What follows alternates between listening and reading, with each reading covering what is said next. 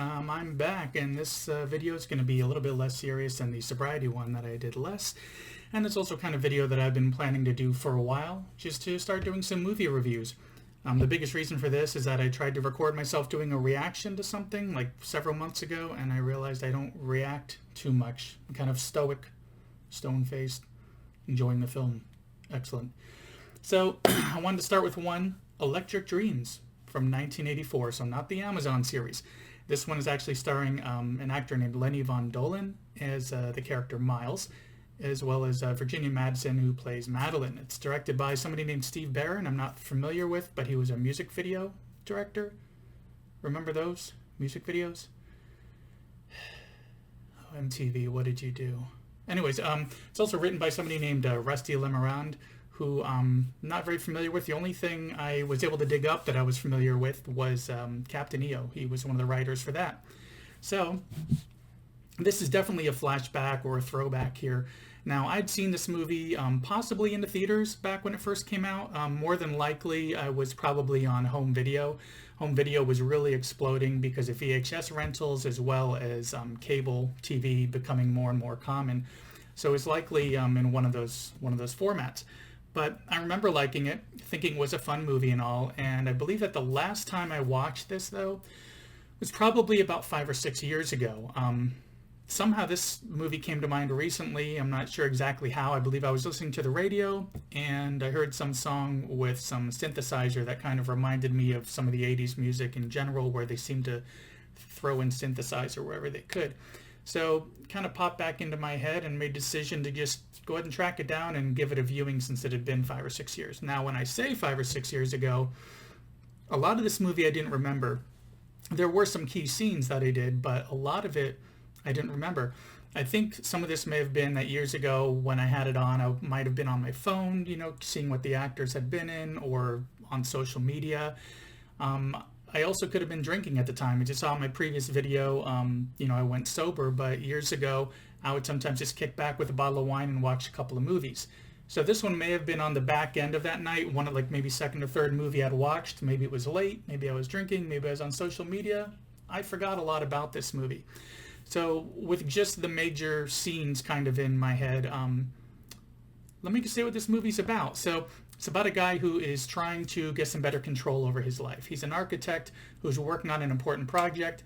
He's always late for meetings. He loses track of stuff, loses track of time, and a coworker tells him that he should get some sort of a digital assistant, which were all new back then, getting these little Casio devices. What's funny is that his coworker shows him the device, and he just kind of looks at it and just says, I'd probably just lose it, which is weird because now everybody keeps these things in their pockets. So it's kind of a foreshadowing of people actually using devices like that quite a bit. So he goes to a computer store to buy one and gets talked into buying a full computer instead so he could automate his entire home. Now, some of this stuff is definitely pushed. The home automation that he's doing in the movie is very advanced. It's just controlling every single thing plugged into his outlet. It's a very complicated setup for him to even get the computer to work. You have to put things together and learn everything about the computer. I don't even know what OS they're trying to talk about, but back then there were computers that just had their own OS.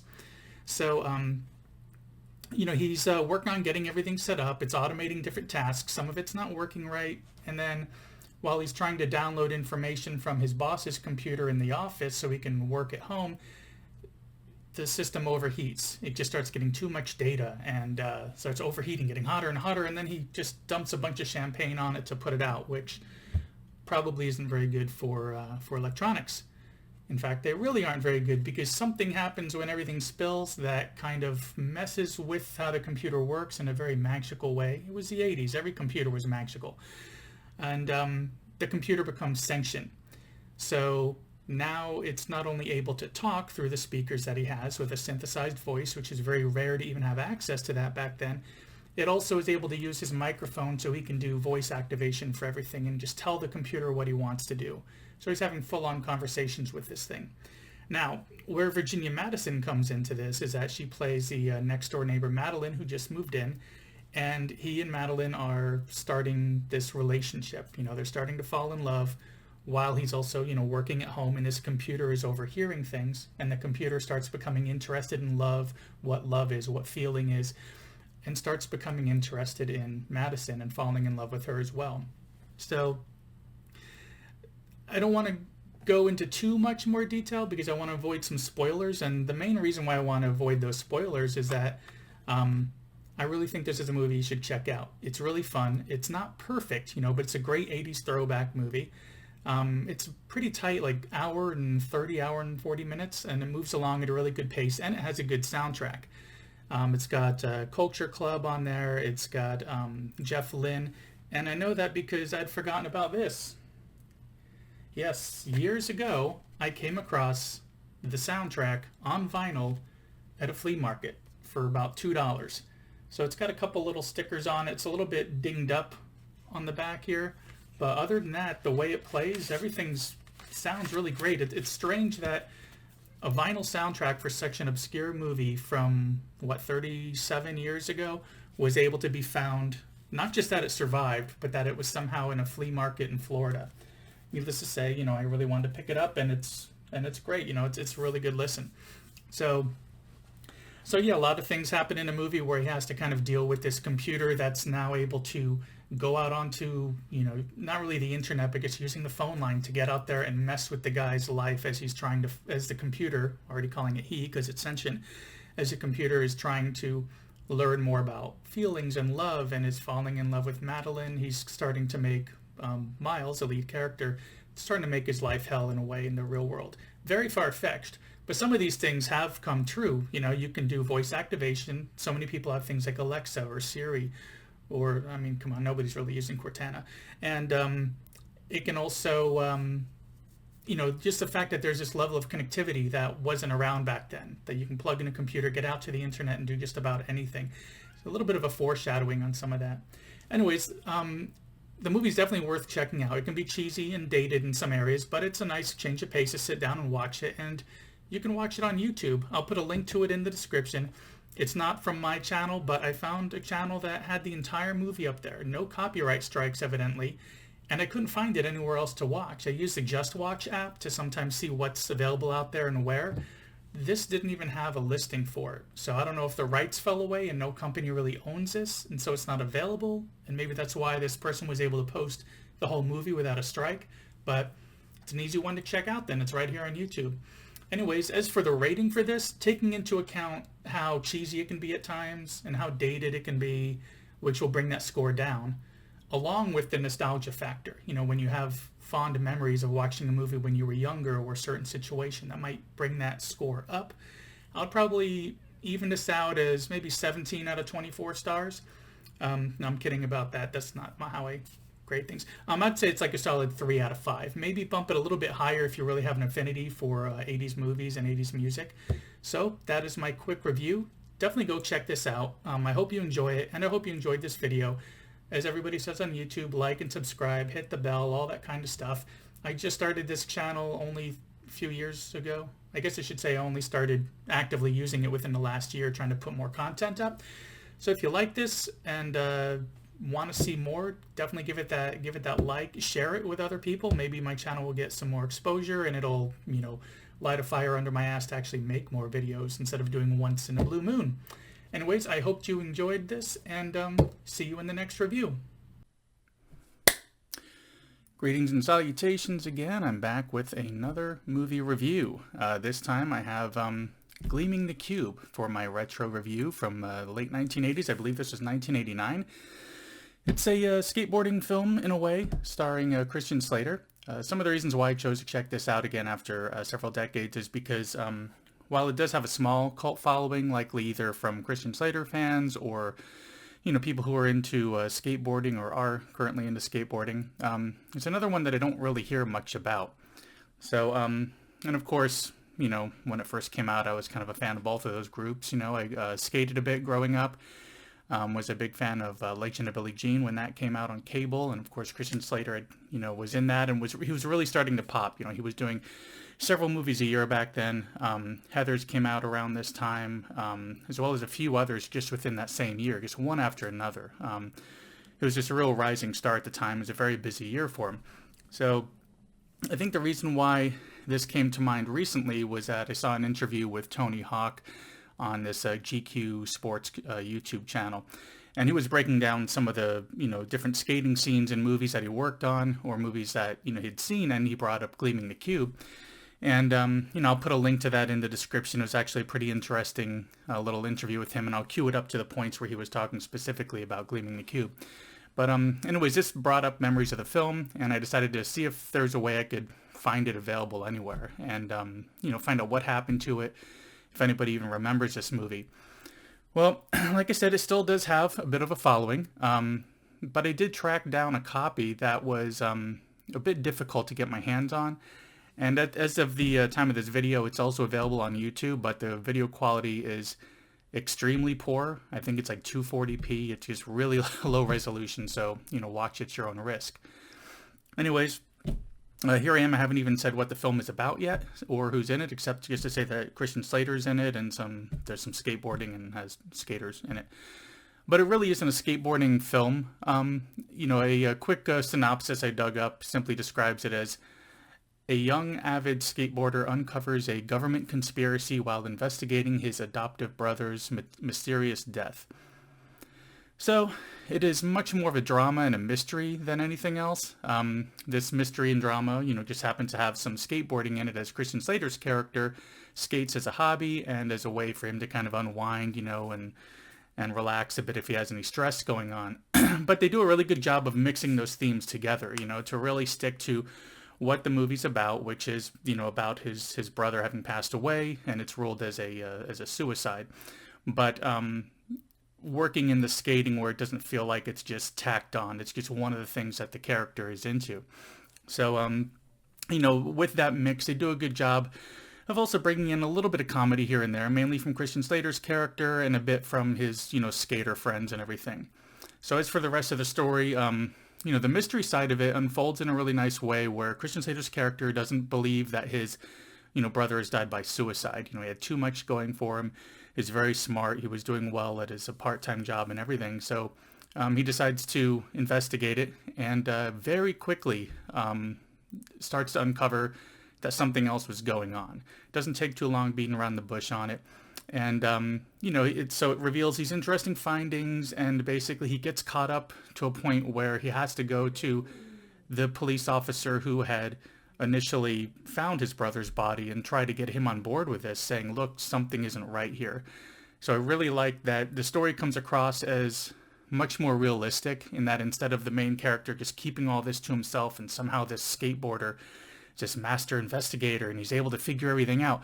I like the fact that he's caught up in something that he recognizes easily he's over his head on and reaches out for help. Along the way in the story, relationships that he has with his brother's girlfriend, with his skater friends and his parents, particularly his father, and the cop who's helping him along the way really tighten up this story, makes it feel a lot more realistic. As for the skating, as I mentioned, it isn't really a skating movie, so going into this with memories of a movie like Thrashin', for instance, which came out a few years earlier, and thinking it'll be along those lines, you'll be sorely disappointed. But the skating scenes that are in this are great. They're really done well. They're short, but great. Some really fun stuff there. And also, as I mentioned, not only is Tony Hawk in it, but it has several other, popular skaters at the time as well.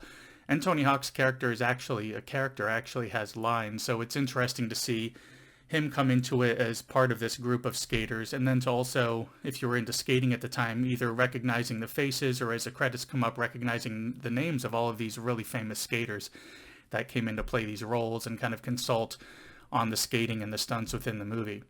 So, seeing as I was into skating around the time that this came out, seeing so many famous skaters on the screen was really nice.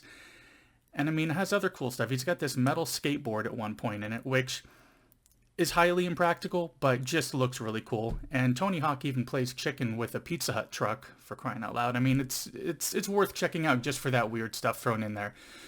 But if there's anything I would knock about this film, it would be that it does have a bit of a slowdown as it's starting to get towards that ending. It's starting to kind of approach that, and it slows down a little bit.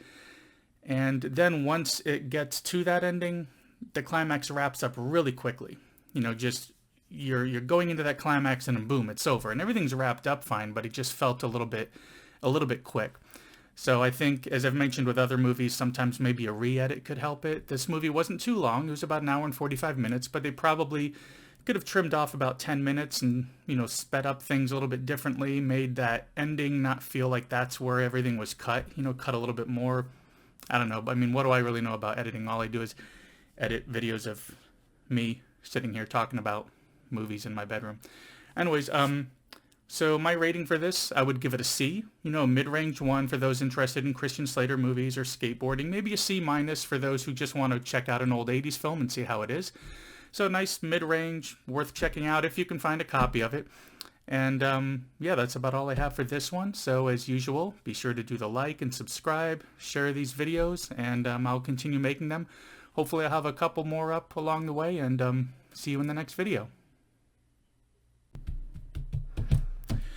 Greetings and salutations, everyone. Back with another retro movie review here, another 80s one with Trancers from 1985. Now, I could have sworn that I'd seen this one before. I've spent so many summers watching tons of things that I recorded off of cable, not to mention everything that, I'd rent off VHS, but turns out I hadn't, and I didn't even actually really seek this one out. It actually came part as a, within another catalog of films from another service called Full Moon Features, which I'd gotten a few months back, which I'll have a little more on them in a moment. But anyways, Trancers, 1985, starring Tim Thomerson and Helen Hunt. I believe this is only her maybe third or fourth film that she'd ever been in. So this is one of those very frustrating films because, some of my reasons why. Let me first just go into the official synopsis, which states, Jack Death, yes, that's his name, Jack Death, D-E-T-H, so... Anyways, Jack Death is a police officer in the 23rd century who has been hunting down Martin Whistler, a criminal mastermind who uses psychic powers to turn people into mindless trancers and carry out his orders. Before he can be caught, Whistler escapes back in time using a drug-induced time-traveling technique. But who hasn't done that before? At least once or twice. Anyways, yeah, so our protagonist needs to go back in time to stop him. Now, the time travel in this film is actually quite interesting. I can only really compare it to maybe a little bit of X-Men Days of Future Past meets maybe a little bit of Quantum Leap sprinkled on top there, in that they're not actually just getting into some machine and traveling back in time. It's their consciousness which is traveling back in time through their genetic bloodline to some relation in the past. So if you were to travel back in time, you could end up in your great-great-grandfather or your great-great-grand-niece, who's 8 years old or something. I mean, you could end up at, anywhere in the past. So, of course, for our protagonist, though, the person he ends up being in the body of looks exactly like him. I mean, you have to keep the star looking like the star. Anyways, so when he goes back in time, he's going from the 23rd century down to 1985 LA, of course, where, he's teamed up with anyways. So Jack Death is played by Tim Thomerson. He's teamed up with Lena, who's played by Helen Hunt. They just had this one-night stand, and he's trying to kind of get his bearings being in 1985 and teaming up with her to help track down this bad guy. So along the way, of course, somebody would randomly start attacking them because they're being controlled. They're now a trancer being controlled by the bad guy and everything. So you never know who's going to just pop out and come after you. He's also sent back in time with a few gadgets. I think he has a weapon that, is special, and this little watch that lets him slow down time for 10 or 20 seconds so he can move at regular speed while the rest of the world is slow around him. So it does have a little bit of that sci-fi aspect with some of those things as he's trying to track down the bad guy and save the day, save the future, whatever. But with this, it's a very interesting concept, I think. The story actually kept me engaged the entire time, even with, the bad special effects, put aside. I mean, this thing really didn't have much of a budget, it seems like. And there were some points in it that it felt a bit rushed here and there. But for the most part, it works.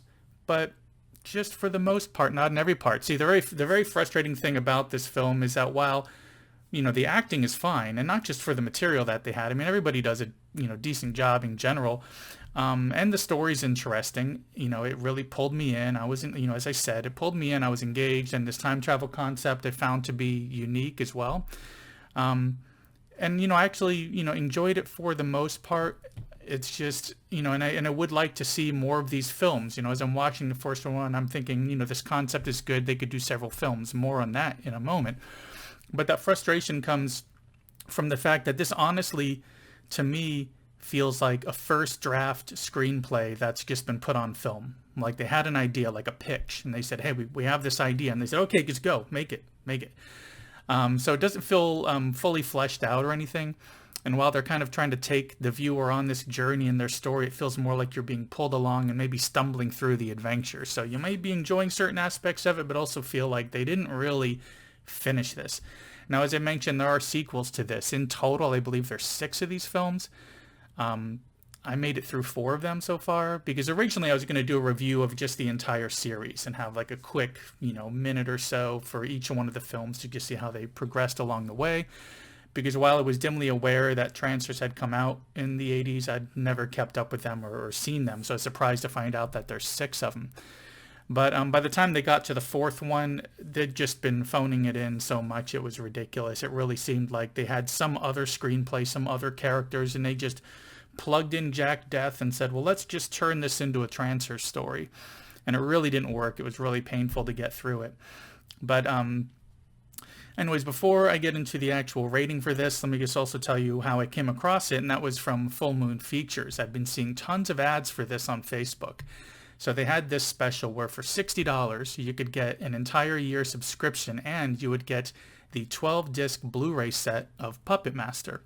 Now, I'd only seen the first Puppet Master probably when it first hit VHS, but it just seemed like such a strange deal that, of course, I had to do it.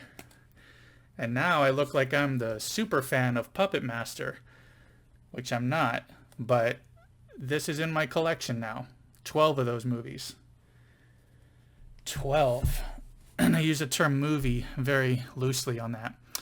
But anyways, the best way I could kind of describe the catalog that Full Moon Features has is to say, okay, it's a bunch of B movies, sci-fi, horror, comedy, a bunch of B movies.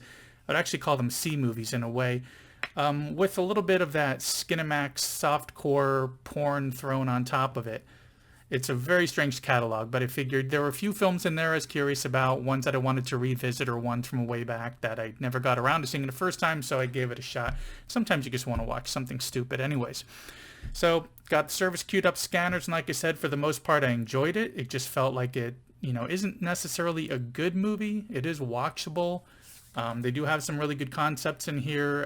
It is interesting, it keeps you engaged for the most part. It just is so poorly executed. The whole time I'm thinking of all the movies they've been doing reboots of, this is one that they got a good concept there that if they just threw some extra money and some extra writers into it, I think they could make something much better. So because of how poorly it was executed, I'm going to knock this one down and give it maybe a D+.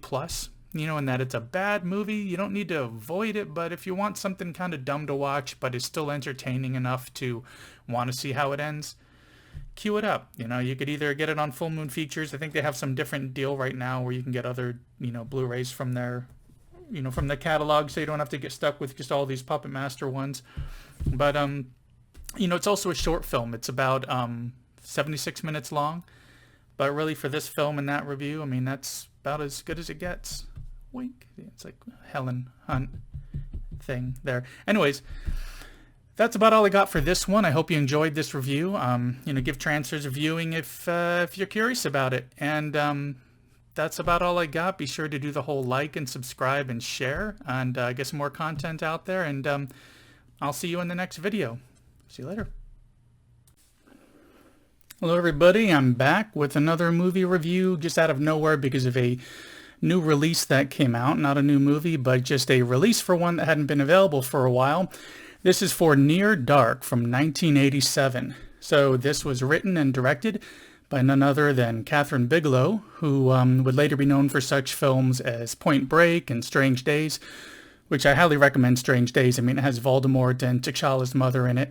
And she also did K-19 The Widowmaker and several more over the years. She's definitely made quite a name for herself over like 35, 40 years worth of filmmaking.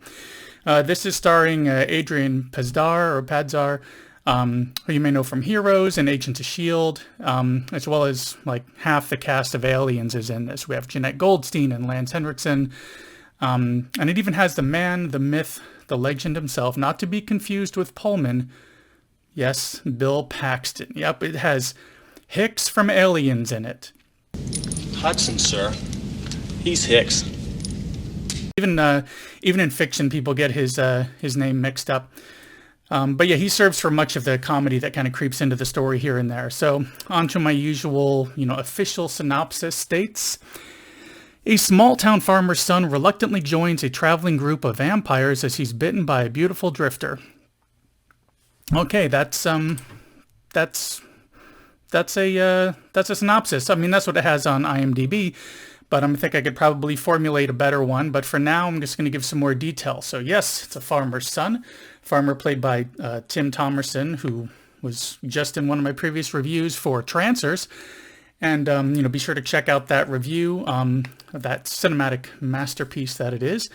Anyway, so this main character, Caleb, is out for a lazy night on town. I mean, there's not much going on in this small town where he lives when a, beautiful drifter, played by Jenny Wright, comes away of our main character and his friends, and they're immediately drawn to her. So, he isn't necessarily the smoothest of guys, but since there are some nefarious activities happening with this woman, she succumbs. Well, not really that she succumbs to his charms more than, she was the bait, basically. She's a vampire. She's a bit thirsty, so let's just say that. And so technically, yes, he succumbs, and he's only really tipped off that something isn't quite right through some conversation that they're having late at night. And then, of course, a little bit further into that conversation, she has this bit of a panic when she realizes that sun is going to be coming up soon. So needless to say, during this encounter with her, she had bit him, but didn't really drain him dry. So now he's turning into a vampire and needs to be, taken care of by her and her coven of drifter vampires, as they make their way across America's heartland. So in this coven is where we have those characters played by Lance Henriksen, Jeanette Goldstein, Bill Paxton, as well as one of the younger members, Joshua John Miller, who was playing a character that was just a kid when he was turned. So he looks young, but of course he's much older. And they're all pretty up there in age, but it's Lance Henriksen's character, Jesse, who has a nice classic line from this when he's asked how old he is, and his response is just that, he fought for the South, and they lost. So that kind of sets his place and time with this. So while he's on the run with this group, adjusting to this new life, or technically death since he's a vampire, from his father's point of view and his little sister's point of view, he's just missing. They don't know where he is. So they're out looking for him during all of this, and their paths do eventually cross.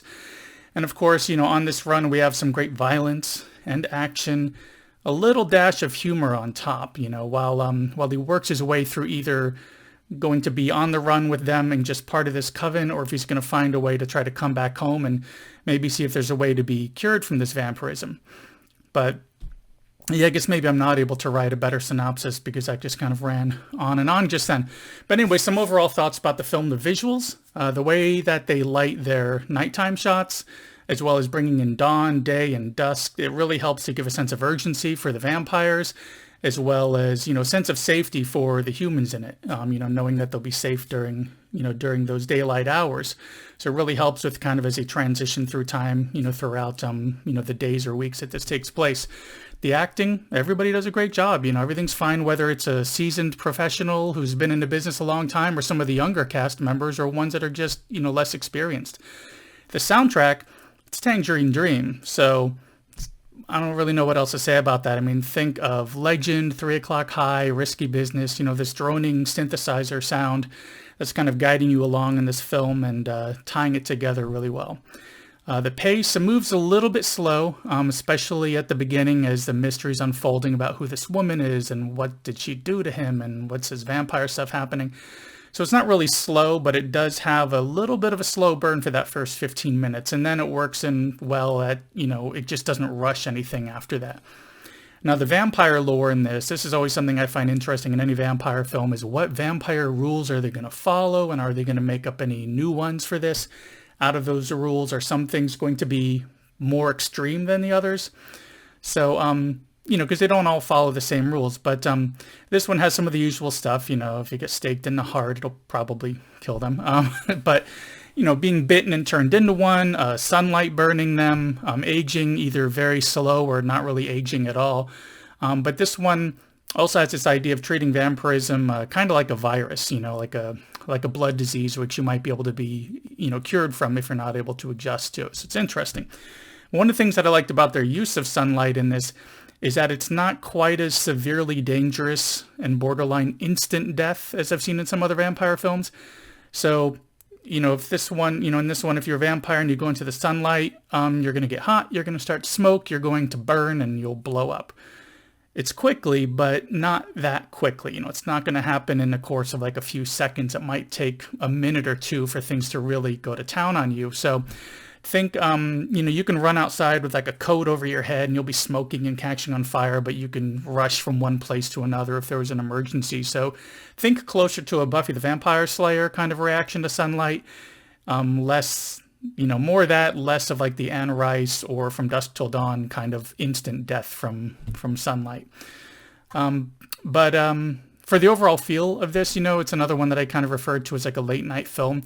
I think it really works best late at night when, everyone, including most of the world, is asleep. You can kind of feel a little bit more secluded and cut off and kind of on run like those characters, if that makes any sense. I put movies like The Crow and Dread and that German-Canadian TV show Lex kind of in that same boat as like best to watch that kind of, solo late at night. Other than that, they do a really good job of giving you a sense of that travel while they're on the run, how much time is passing, and what the ultimate goal is for this protagonist, which is to either adapt to what's going on in this new purpose or seek a cure and try to return home. Now, for the release, I don't really recall this getting much attention when it was first released, but then again, I was 12 and there's no internet, so what would I remember anyways? But what I really think is great is seeing how over the decades, this movie's kind of gained a bit of a following, not just in the horror community either, but it kind of transcends that pure horror attraction, as many great, horror films do when they could pull others into it. This one has a lot of drama worked in, so it pulls people in that may not be as familiar with horror, but anyways, definitely recommending this one. So like in my previous review for Vicious Fun, I'm going to give this one a similar rating of an A, but a minus, just an A- there. Not that this is any less of a movie than that, they're just completely incomparable. They're very different kinds of films. The minus is only because there's only maybe a couple small negative things that I could even, think to mention in this. There's stuff about the main character's sister and father, which they don't really go into as much as I would like. I would like to see a little bit more about his home life in there. There's some questionable stuff about, medicine and biology that probably doesn't match up, but it's horror. It's, not real anyways. And that last 15 minutes or so of the movie did wrap up kind of quick, like that was the only point where the pacing got a little bit off and it kind of threw you into that ending a little bit. But that's so little to have any issue with. Everything else makes up, more than enough for that. So I definitely consider this one a must-watch in my opinion if you're a fan of any of the actors who are in it, if you're a fan of horror in general, or even if you're just a fan of vampires, even those sparkly ones. I think you'll definitely have a good time with this film. As of this post, it's available on Shudder. It just dropped on streaming there, I think for the first time ever perhaps, or at least first time in a long time. There's also a new release Blu-ray coming out soon. The current release I think it's been on moratorium for a while. It goes for like anywhere from $45 to $70, but there's a new one coming out. I believe they're also doing a 4K transfer of that as well. It's something that's kind of been hinted at or announced in a couple of publications. But yeah, so it's available on Shudder, which, they should really sponsor me at this point. I mention Shudder a lot. And the thing is, if they were to sponsor me, they could possibly have the reach of 20 to 30 viewers. That's a lot of stuff to think on. Anyways, yeah, that's all I got. A-, worth checking out. I think you'll enjoy it.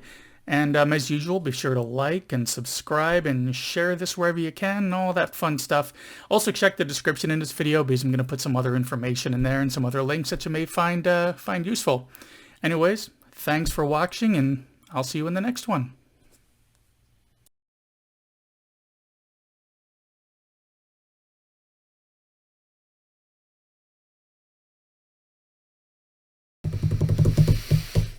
Greetings and salutations, everybody. We're back with another review here, a retro review, a little flashback, throwback, whatever you'd like to call it, going back to 1985 with The Return of the Living Dead.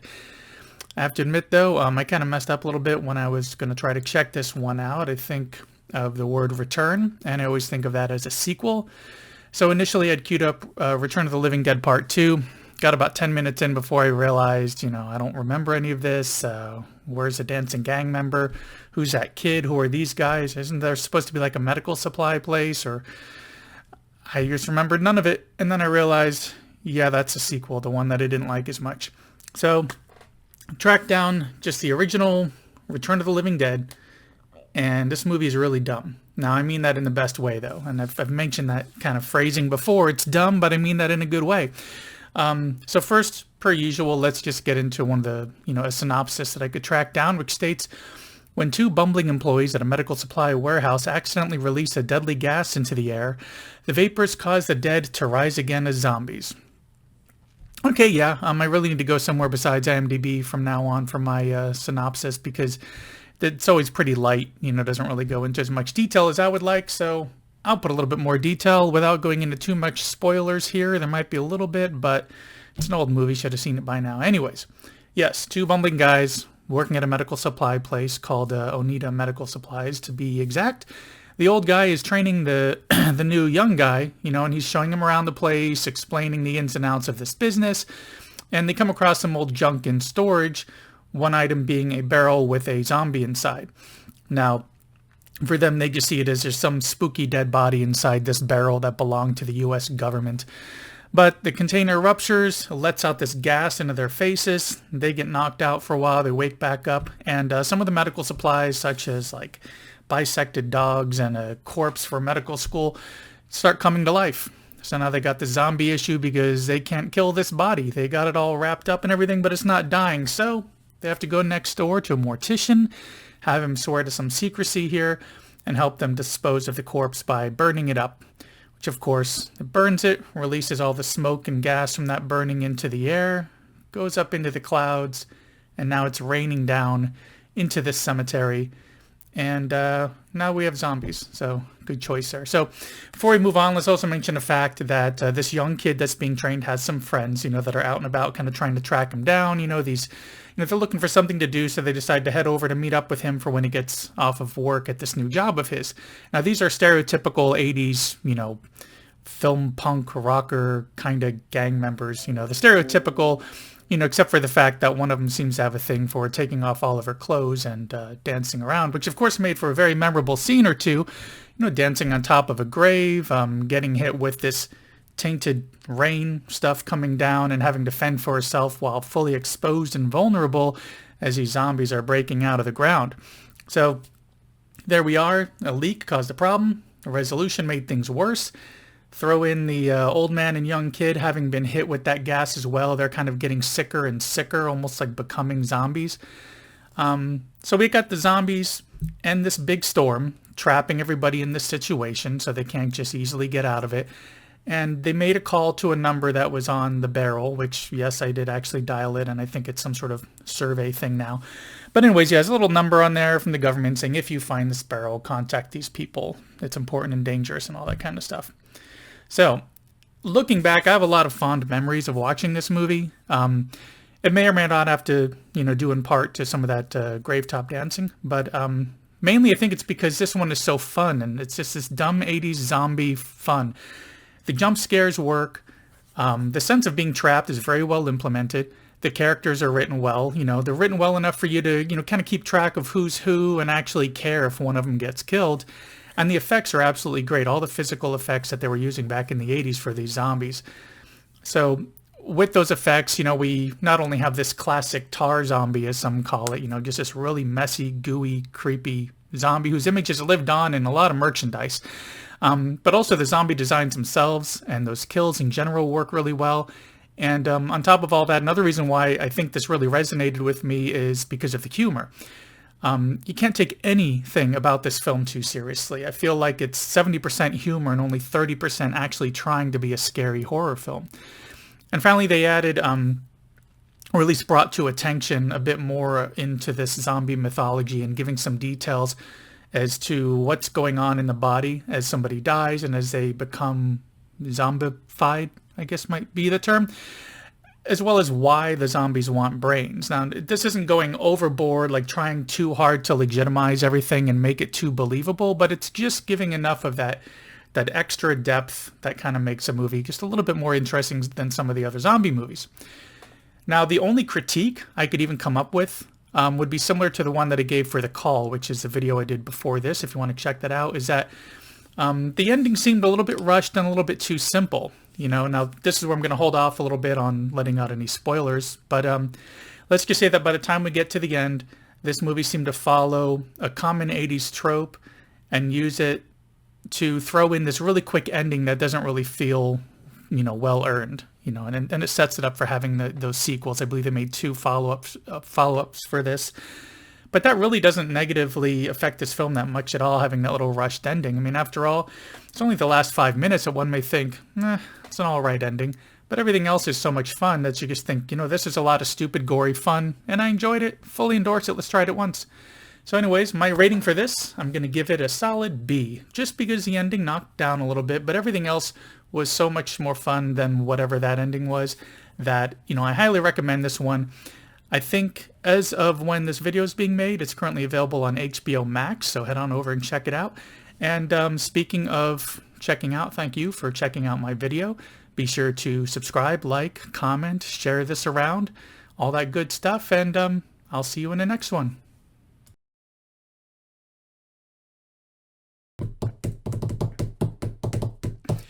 Greetings and salutations, everyone. I'm just going to start on this one here with a review. It's a retro review from the 80s for the Texas Chainsaw Massacre Part 2. Now, I don't know how it took me so long to finally get around to seeing this film. I remember seeing the first Texas Chainsaw Massacre film back in the 80s when I was much younger. And, knowing that this sequel was coming out, but that I would have to wait for home video since my whole family didn't want to go out to the theater to see it. But along the way, I remember seeing some of the marketing for it and felt it didn't look like it was going to be very serious. They were kind of mimicking looked like they were mimicking the poster from Breakfast Club of all things. So years go by, and I never made an effort to even see it. I even saw Part 3 because Part 2 was, I guess the tape was ruined or something at Blockbuster and they never had it in stock. And yes, I'm talking about 80s and Blockbuster, but I'm not old. Not old. However, stick around to the end of the video and you'll get some exciting information about a reverse mortgage and more affordable catheter supplies. Anyways, I finally decided to get my hands on this and check it out. And little did I know that I happen to be doing that on the week of its anniversary. So it looks like it's a good time to go ahead and do a review for this one. So basically, this takes place years after the first one. A radio host played by Caroline Williams gets a prank call from these guys, out on a little joyride. But in this call, you hear that they get killed. So she doesn't really know for sure if it's for real or what's going on, but they have the line tied up, which is something that could happen with landlines back then, was that sometimes an incoming call could screw up the line and you just can't get that line to open up again to let you dial out, so the call is continually connected. So they had all this playing over the air on the radio and, them getting killed and hearing all these chainsaw sounds. So in the aftermath of that, as they're investigating this accident or this murder, that's where we get this Texas Ranger played by Dennis Hopper, which is excellent. He comes in this situation because he's got this obsession with the case, and they'll go into that a little bit more in the movie as to why. But so he decides to work with this woman to basically use this recording played over the air again, try to bait these killers out so they could find out something about them. And of course, it works. I'm not going to go into too much spoiler stuff, but the both of them get mixed up with this family of cannibals and end up where they were holed up, actually. Horror and violence ensue, and we get a nice wrapped up ending, which, given the sequels, of course, they'd left it open for all those sequels, as many good horror movies do. So going back to my comment here about the comedy and the Breakfast Club poster, I found out just recently that was completely intentional. They were trying to make their marketing seem a bit more lighthearted and everything. But not only did that not really work for me in that it turned me off from even wanting to really put too much effort into watching it initially, it's really not that much of a comedy. I mean, I really wouldn't think of the film as a comedy in any way, and I wouldn't even think of it as a horror comedy, even though there is a few funny parts in it here and there. But anyways, I did get a lot more out of this film because of the family, seeing Dennis Hopper's character's obsession, how it's driving him a bit batty. I mean, we get Dennis Hopper wielding 2 chainsaws, so there's nothing more you could ask for with that. As well as seeing Caroline Williams' character getting pulled into basically the most stressful and horrific situations ever for her, and by the end becoming quite unglued herself. Now, this may sound blasphemous, but I think in some ways I like this film better than the original, which rarely happens for me for a sequel. Like I said, I think it's a lot more accessible. The first one is a very slow boil. It very slowly builds up, but it does ultimately pay off. But I think this one kind of pulls you into things a lot quicker. I think in a lot of cases when people watch that original movie current day, they kind of feel the same way, that it's very slow for a long time, and then you get this horrific action. This movie kind of gives you more stuff going on the whole way, keeps you interested and locked in the entire time. You get a lot of really good gore and action scenes in it, that little dash of comedy thrown in. But I think they did a really great job with it, and honestly, they could keep doing remakes if they want, and I'll still watch them because it's chainsaws, it's blood, and it's fun. And in fact, I just read that there's a remake of the first one that's in the works that I believe is going exclusively to Netflix. I mean, I'd rather see something on the big screen, but at least we do get something out of it. Anyways, like I said, chainsaw, blood, and lots of fun. For this one, I'm going to go ahead and give it a B. Like a lot of the reviews I've been giving lately, a lot of B's and A's, and I might actually even drop the ratings entirely because I realized if I watch a movie and I end up not liking it, I just don't even feel like doing a review.